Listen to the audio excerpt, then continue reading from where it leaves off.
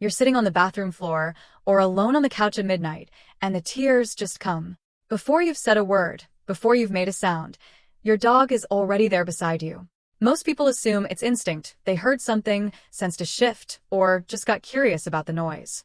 But neuroscientists have now measured exactly what happens inside a dog's brain the moment it hears a human cry. What they found is not instinct. It is not habit. It is empathy, and it can be measured. Your dog's heart rate changes. Their stress hormones rise. And they choose to come to you. Every single time. What exactly is your dog picking up on when you cry? The answer begins with a study most people have never heard of. In 2012, researchers at Goldsmiths University in London designed a simple but striking experiment about dogs and human emotional expression. They brought dogs into a room with their owner and a stranger. Both humans would either cry, hum, or hold a normal conversation. When the stranger hummed or chatted quietly, the dogs mostly ignored them. They sniffed around, wandered off, did their own thing. But when the stranger cried, something changed immediately. Almost every single dog in the study stopped what it was doing and approached. Not their owner. A stranger. Someone they had never met before. And they approached in a specific way, slow, low, pressing close. The researchers described this as consistent with what we observe when dogs attempt to offer comfort to a distressed individual. This was not curiosity. This was not them investigating a strange sound. This was a dog responding to suffering it recognized. But here's where it gets more interesting. It was not just their behavior that changed. Their bodies changed too. A 2018 study measured cortisol levels, the body's primary stress hormone, in dogs before and after hearing recordings of human crying. Cortisol went up. Heart rate went up. The dogs were not calm bystanders processing an odd noise. They were activated by your pain. Think about what that means for a moment. Your dog is not simply noticing that something is wrong with you. It is stressed because you're stressed. Its body is running the same internal alarm that your body is running. There is a name for this in psychology. It is called emotional contagion, the automatic, involuntary sharing of another being's emotional state. Humans experience it constantly. You walk into a room where someone is grieving and you feel the weight of it before anyone speaks. Scientists once believed this required shared language, shared culture, or, at the very minimum, the same species to function properly. What these studies showed is that your dog crosses that boundary effortlessly. Without training, without being told, without even trying. They do not need to understand the word sadness. They feel the frequency of it in your voice, your body, the air. One more detail from the Goldsmith study that rarely makes it into summary articles. It deserves its own moment here. Dogs approached crying strangers at a rate nearly as high as they approached crying owners. The empathy was not reserved only for you. The researchers suggested a stranger's distress may trigger less attachment anxiety in dogs, allowing them to approach more freely and directly. But the core finding holds either way. Your dog does not only care about you as its specific human. It responds to human suffering as a category, something it recognizes across individuals, across contexts, across the empty space of a room. You did not train this. You did not reinforce it with treats or commands. Evolution built it into them across 15,000 years. And the mechanism behind how they do it, what is physically happening inside their brain, is more complex than anyone expected. So, how does a dog's brain actually process the sound of human crying? The answer required MRI scanners and a lot of patient dogs. In 2016, a team at Evolutionary University in Budapest trained dogs to lie completely still inside a brain scanner during experiments. Then they played different sounds, human voices, dog sounds, environmental noise, and watched which parts of the brain activated in response. What they found changed the way scientists think about the animal mind. Dogs have a voice-sensitive region in the brain. It activates in the same general location and in the same pattern as the equivalent region in a human brain. When dogs heard happy human voices, this region lit up with positive activation signals. When they heard distressed voices, the pattern shifted significantly. Your dog is not just hearing your volume or your tone. It is processing the emotional content of your voice in a dedicated neural region. Now add to this what we know about the amygdala, the part of the brain that processes threat, fear, and emotional memory. In dogs, the amygdala responds significantly more to the sound of human crying than to neutral speech or ordinary environmental noise. It is the same region that fires when the dog senses physical danger. Your tears trigger the same internal alarm as a real threat. But here's where the chemistry becomes remarkable. When your dog approaches while you are crying, something happens to both of you at once. Oxytocin releases. In your dog's brain. In your brain. At the same moment. Triggered by the same act of contact and closeness. Oxytocin is the bonding hormone, the same chemical released between mothers and newborns, between close friends reuniting after a long time apart. Researchers have documented what they now call an oxytocin feedback loop between dogs and humans during moments of shared emotional experience. Your dog does not just make you feel better in a vague, emotional sense. It chemically alters your stress response in real time. And the loop runs in both directions.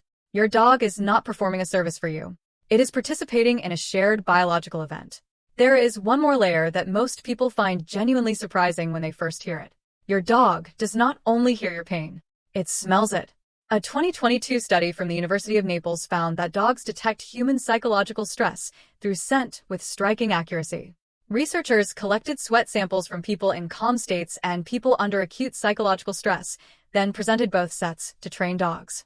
With no visual cues, no sound, no additional context, the dogs correctly identified the stress samples with an accuracy of 93.75%. Before you have cried a single tear, before your voice is changed or broken, your dog has already read the chemistry of your distress. This means that by the time your dog is pressing against your leg, it has known something was wrong for several minutes already. It waited, it assessed, and then it moved toward you. Not because it heard you break, because it already knew you were breaking. But why would a dog evolve to do this at all? To understand that, you need to go back roughly 15,000 years. That is when dogs and humans first began living together in any sustained, meaningful way. Not as working animals. As companions. Archaeologists have found burial sites from that era in which humans and dogs were interred together, the human's hand resting near the dog's body. They were not tools. They were family. And that distinction changed the evolutionary pressure on both species in ways we are still uncovering. Here is the comparison that makes this concrete. Wolves are the direct ancestors of dogs. Genetically, they are nearly identical in structure. Researchers ran the same emotional response experiments on wolves that had been raised by humans from birth, socialized, hand-fed, treated like dogs. When a familiar human cried in front of them, the wolves did not approach in the same way. They looked. Then they moved away. The behavior that dogs display, the cortisol response, the sustained approach, the physical comfort is not ancestral. It developed in dogs, specifically. Something in the dog lineage was selected for over generations. The wolves most sensitive to human distress were kept closer and survived longer. Their offspring inherited that sensitivity. Over thousands of generations, what began as mild attunement became a precise and reliable emotional instrument. But it goes deeper than learned behavior. In 2010, researchers comparing the genomes of dogs and wolves identified a set of unexpected mutations. Dogs carry mutations in a gene called WBSCR17. This gene is associated in humans with a condition called Williams-Beuren syndrome. People born with Williams-Beuren syndrome are characterized by extreme sociability, heightened emotional sensitivity, and an unusual tendency to approach and trust strangers. In humans, it is considered a disorder. In dogs, the same genetic signature appears to have been actively reinforced across thousands of years of breeding. The capacity your dog has to feel your pain is not a quirk of personality. It is coded. It is heritable. It is ancient. And here is the part that changes how you might think about the relationship entirely. This was not something that happened to dogs passively. Dogs that approached when you were hurt were rewarded with proximity, warmth, food, and protection. Dogs that ignored your distress were kept at a distance. The dogs alive today, including the one who comes to you when you cry, are the descendants of that selection across millennia. Wolves heard the same sounds humans made when they grieved. They walked away. Dogs walked toward you. That divergence did not happen by accident. It happened because for 15,000 years, you kept choosing the ones who stayed. So the next time you are on that bathroom floor, or alone at midnight with tears you cannot explain, notice what happens. Your dog does not ask why you are crying. It does not wait to understand the reason or decide whether it is valid. It hears the frequency of your distress.